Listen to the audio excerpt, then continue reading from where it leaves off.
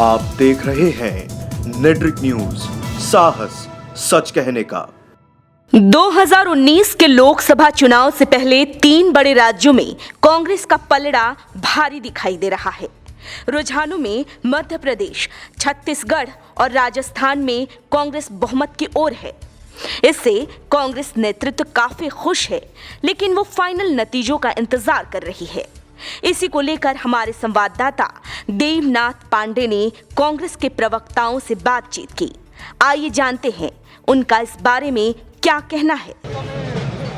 दो चीज़ें हैं, जीत जब होती है तो व्यक्ति के कंधों पर भार पड़ता है, जिम्मेदारियों का एहसास होता है और विनम्र होने का संकेत होता है कि आप और विनम्र होइए, विनम्र होकर के अपने कार्य करने का कार्य करिए और साथ साथ अपना जो मैनिफेस्टो है, जो वचन पत्र है, उसको निभाने का समय आ जाता है। जीत हमें कर्तव्य बोध का याद दिलाती है, जीत हमें जिम्मेदारियों का एहसास कराती है, जीत हमें अपने कंधों को झुका करके विनम्रतापूर्वक आगे बढ़ने का संकेत है। सेमीफाइनल के तौर पर देखा जा रहा था, अब 2019 को किस तरह से देखें? देखिए, 2019 में बात स्पष्ट है कि हिंदी हार्टलैंड में जिस तरह से कांग्रेस की एक्सेप्टेंस बढ़ी है, कांग्रेस को चुनने का काम किया है हिंदी हार्टलैंड में, वो द्योतक इस बात का है कि भारतवर्ष आज ग्रामीण संकट की तरफ चला गया है और पूरे देश में जिस तरह से किसान परेशान हैं, देश का नौजवान परेशान है, ये द्योतक इस बात का है कि देश की सरकार की, मोदी सरकार की आर्थिक नीतियाँ बहुत विफल रही हैं।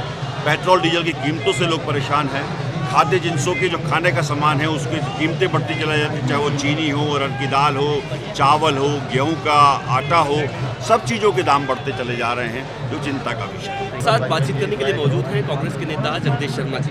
आज रिजल्ट आ रहा है, कांग्रेस हर जगह आगे चल रही है। देखिए, कांग्रेस पार्टी तो आगे चल रही है क्योंकि राहुल गांधी ने झंडा उठा रखा सच्चाई का, और देश की जनता समझ गई है कि झूठे और गपोड़े के साथ कब तक चलेंगे। किसान मर गया है, जवान मर रहा है, व्यापारी मर रहा है, व्यापार खत्म हो गया है, यूथ रोड पर आ गया है, देश में बेरोजगारी हो गई है। एक ऐसा माहौल हो गया है कि राजीव गांधी ने सपना 21वीं सदी में जाने का देखा था और ये बीजेपी सरकार, मोदी साहब इसको 19वीं सदी में ले जा रहे हैं। तो देश समझ गया है कि राहुल गांधी और कांग्रेस पार्टी देश को चला सकते हैं, हर आदमी का भला कर सकते हैं।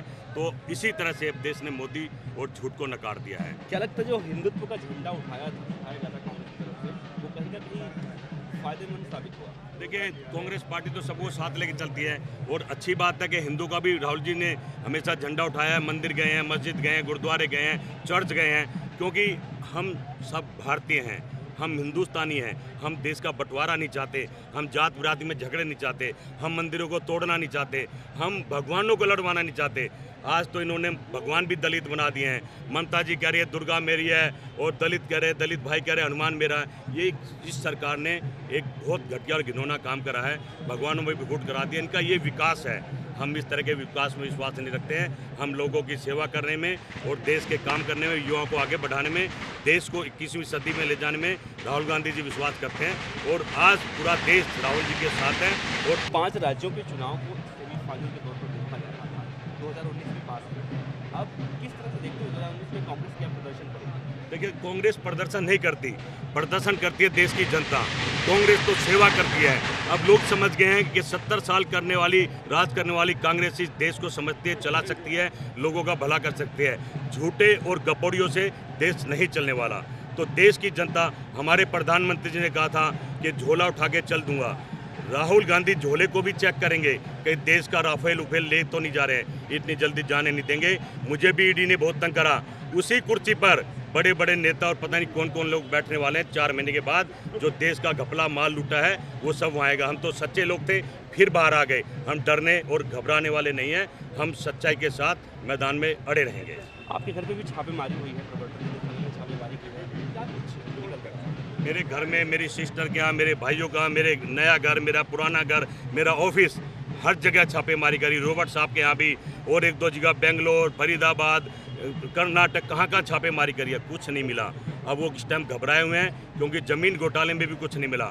इनके पास एक भी किसी तरह का सबूत नहीं है। अब ये घबरा गए, क्या करें?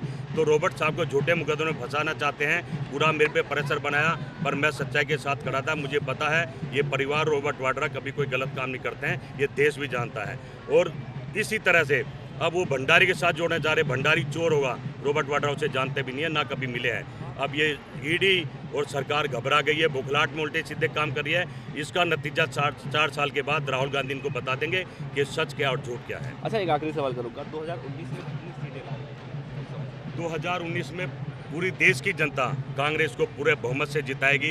मुझे लगता है इंदिरा जी की फिर याद आएगी कि हम तो कभी नहीं कहते बीजेपी साफ हो जाए, खत्म हो जाए, पर जरूर इंदिरा जी तक इनका सुपड़ा साफ कर देंगे और 2-4 मिनिस्टर में MP बैठाकर इनको विपक्ष का नेता बनाना पड़ेगा।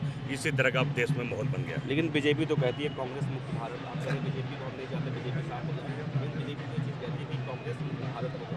वो घटिया लोग हैं, वो मुक्त करने में विश्वास रखते हैं। हमने नहीं कहा कभी भी बीजेपी मुक्त हो जाए, क्योंकि विपक्ष से रहना भी बहुत जरूरी है। उनकी सोच घटिया है और कांग्रेस है, कांग्रेस थी और कांग्रेस रहेगी, इसको कोई खत्म या मुक्त नहीं कर सकता।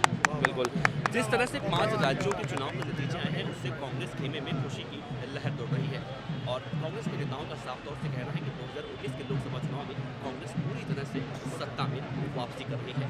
कैमरामैन प्रशांत के साथ देवनाथ पांडे, नेटवर्क न्यूज, दिल्ली। हमारे साथ जुड़े रहने के लिए हमारे YouTube चैनल को सब्सक्राइब करें, साथ ही बेल आइकन को दबाएं। नेटवर्क न्यूज की खबरें सबसे पहले देखने के लिए।